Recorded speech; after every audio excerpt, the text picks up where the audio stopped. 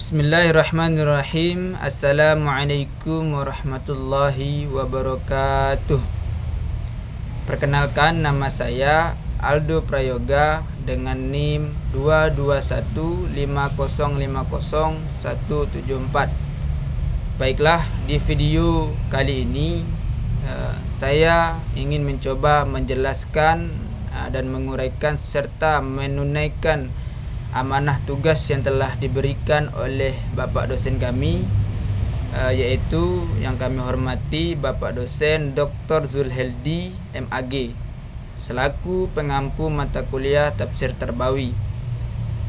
Dan di sini saya diamanahkan tugas yaitu mencoba menguraikan atau menjelaskan makalah saya, yaitu tentang konsep pendidikan menurut Quran surah At-Tahrim ayat 10 sampai ayat 12.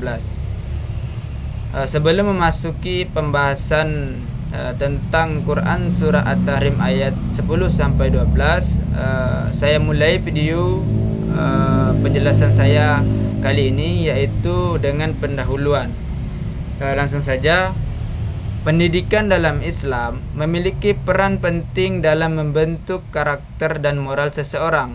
Al-Quran sebagai sumber utama ajaran Islam banyak memberikan petunjuk mengenai konsep pendidikan, baik secara langsung maupun melalui kisah-kisah umat terdahulu. Salah satu bagian Al-Quran yang membahas aspek pendidikan adalah surah At-Tahrim ayat 10-12. Ayat-ayat ini menyajikan perbandingan antara perempuan-perempuan yang menjadi teladan keburukan dan perempuan-perempuan yang menjadi teladan kebaikan. Dalam ayat-ayat tersebut, Allah memberikan contoh dari istri Nabi Nuh dan istri Nabi Lut gambaran buruk, serta istri Fir'aun yaitu Aisyah dan Maryam binti Imran sebagai contoh wanita solehah. Perbandingan ini mengandung banyak pelajaran yang dapat diterapkan dalam pendidikan, terutama dalam hal keimanan, ketakwaan, serta peran lingkungan dalam pembentukan karakter seseorang. Oleh karena itu, penting untuk mengkaji konsep pendidikan dalam ayat-ayat ini agar dapat diimplementasikan dalam kehidupan sehari-hari. Baiklah, langsung saja. Sebelum saya menjelaskan tentang Quran surah At-Tahrim ayat 10-12, alangkah baiknya saya bacakan ayatnya terlebih dahulu beserta terjemahnya, begitu. Baiklah. Bismillahirrahmanirrahim. Daraballahu mathalan lilladzina kafaru imra'ata Nuhin wa imra'ata Lut كانتا تحت عبدين من عبادنا صالحين فخانتاهما فلم يغنيا عنهما من الله شيئا وقيل ادخلا النار مع الداخلين. Yang artinya, Allah membuat perumpamaan bagi orang-orang kafir, istri Nuh dan istri Lut. Keduanya berada di bawah pengawasan dua orang hamba yang soleh di antara hamba-hamba kami. Lalu kedua istri itu berkhianat kepada kedua suaminya, tetapi kedua suaminya itu tidak dapat membantu mereka sedikit pun dari siksa Allah. Dan dikatakan kepada kedua istri itu, masuklah kamu berdua ke neraka bersama orang-orang yang masuk neraka. Dan ayat yang ke-11, Bismillahirrahmanirrahim. Wa daraballahu mathalan lilladzina amanu imra'ata fir'auna id qalat rabbi ibni li 'indaka baitan fil jannati wa najjini min fir'auna wa 'amalihi wa najjini minal qaumiz zalimin. Yang mana artinya, dan Allah membuat perumpamaan bagi orang-orang yang beriman, istri Fir'aun, ketika dia berkata, ya Tuhanku, bangunkanlah untukku satu rumah di sisimu dalam surga, dan selamatkanlah aku dari Fir'aun dan perbuatannya, dan selamatkanlah aku dari kaum yang zalim. Dan ayat yang ke-13 yaitu ayat yang ke-12 yaitu Bismillahirrahmanirrahim. Wa Maryam ibnata Imran allati ahsanat farjaha fanafakhna fihi min ruhina wa saddaqat bikalimati rabbiha wa kutubihi wa kanat minal qanitin. Yang artinya, dan Maryam putri Imran yang memelihara kehormatannya, maka kami tiupkan ke dalam rahimnya sebagai dari roh ciptaan kami, dan dia membenarkan kalimat-kalimat Tuhannya dan kitab-kitabnya, dan dia termasuk orang-orang yang taat. Baiklah, langsung saja saya ingin mencoba menjelaskan dari ayat 10 pada surah Al-Imran tadi yang telah kita dengarkan barusan, yaitu pada ayat yang 10. Pada ayat ini Allah memberikan sebuah metafora atau perumpamaan bagi kaum yang kufur. Perumpamaan yang dimaksud di atas adalah bahwa ikatan apapun, baik ikatan darah atau ikatan persahabatan maupun pernikahan, sama sekali tidak menjamin keselamatan manusia selama itu tidak disertai dengan pelaksanaan tuntunan Allah dan Rasulnya. Sebagai contoh, istri Nabi Nuh alaihissalam yang memberitahu kaumnya bahwa Nuh adalah seorang gila, sedang istri Nabi Lut seringkali menyampaikan tentang kedatangan tamu-tamu ke rumah suaminya dengan tujuan agar mereka disodomi. Itu dilakukannya dengan menyalakan api di malam hari atau membuat asap di siang hari. Wabah Zuhaili dalam kitab tafsirnya Al-Munir menjelaskan bahwa setelah Allah Subhanahu wa taala menyuruh pada tobat yang nasuha serta bersungguh-sungguh, selanjutnya Allah Subhanahu wa taala pada ayat ini memberikan dua contoh istri Nabi Nuh dan Nabi Lut yang luar biasa dan langka tentang kaum kafir dengan tujuan untuk menjelaskan keadaan orang-orang kafir melalui sebuah perumpamaan bahwa mereka dihukum atas kekafiran serta sikap permusuhan mereka kepada kaum mukmin tanpa memandang status mereka sebagai istri seorang nabi. Pada ayat ini sebenarnya sebagai sindiran kepada dua al-mukminin yaitu Hafsah dan Aisyah atas kesalahan yang mereka perbuat serta peringatan untuk keduanya bahwa status sebagai istri Nabi Muhammad SAW tidak akan bermanfaat sedikit pun jika keduanya berbuat durhaka kepada Allah Subhanahu wa taala. Itulah sedikit penjelasan dari seorang mufassir tentang Quran surah At-Tahrim ayat 10. Dan untuk Quran surat At-Tahrim ayat 11, yaitu pada ayat ini memberikan gambaran kepada kita sebuah perumpamaan bagi kaum yang beriman, yaitu tentang dua orang perempuan. Yang pertama taat kepada Allah dan tidak terpengaruh oleh suaminya yang durhaka.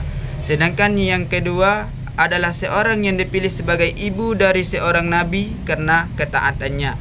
Menurut Imam Al-Qurtubi dalam tafsir Al-Qurtubi mengutip perkataan Yahya bin Salam yang menyebutkan bahwa ayat 11 itu adalah perumpamaan bagi orang-orang yang beriman, yaitu orang yang memegang teguh pada ketaatan dan konsisten dalam menjalankan perintah Allah Subhanahu wa taala.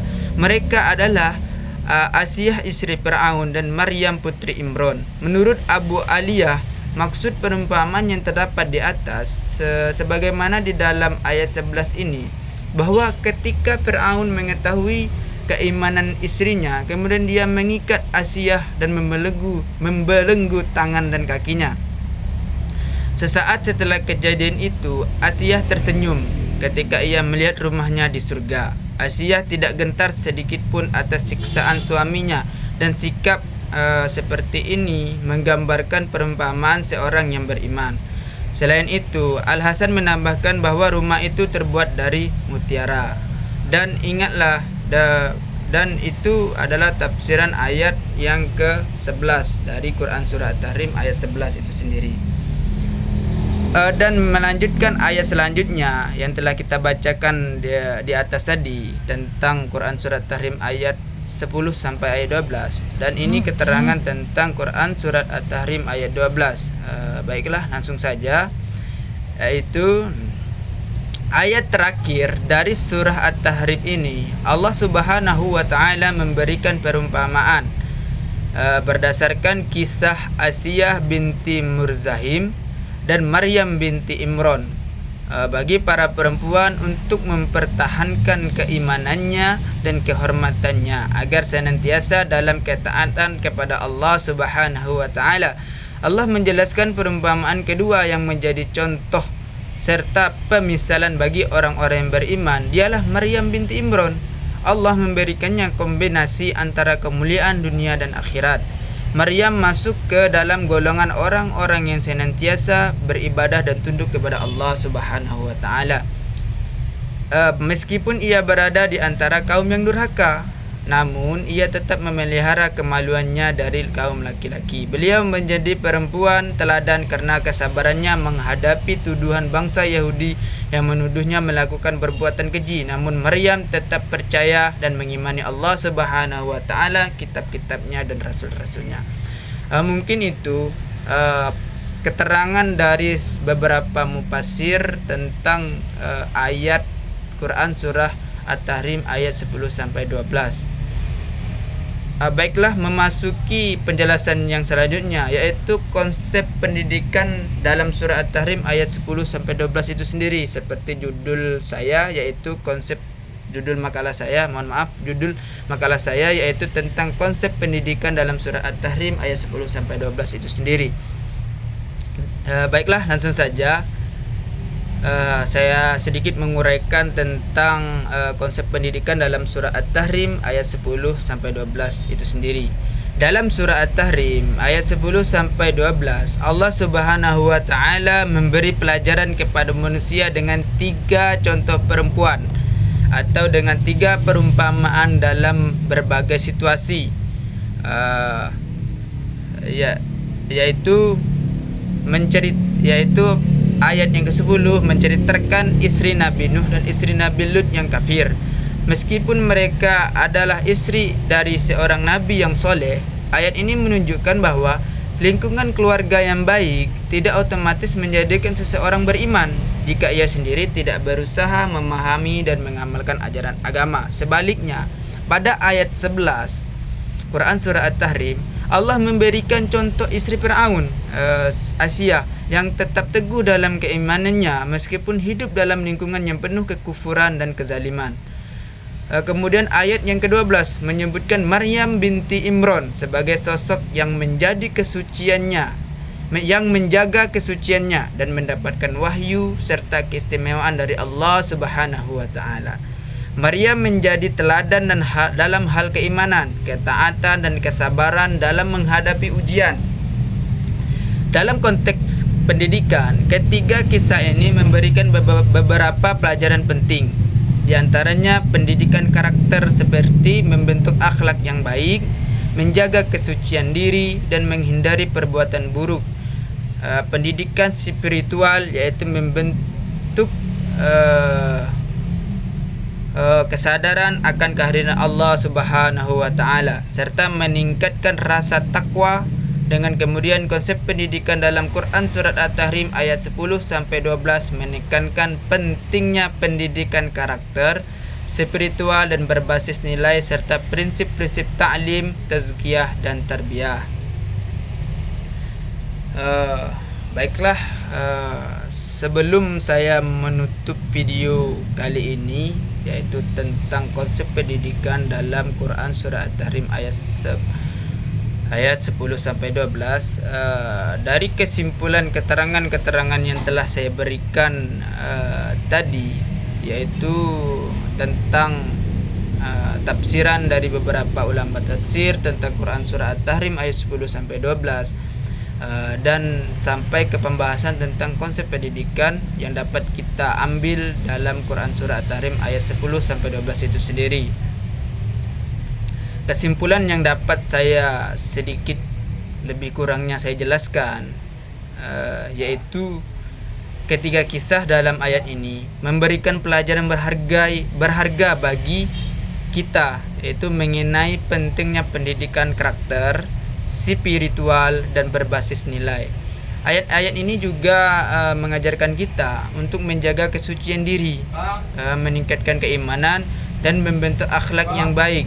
Pendidikan dalam Islam harus mencakup aspek taklim, pengajaran, tazkiyah, penyucian jiwa dan tarbiyah dalam, yaitu pendidikan moral yang semuanya bertujuan untuk membentuk individu yang taat kepada Allah dan memiliki karakter yang mulia.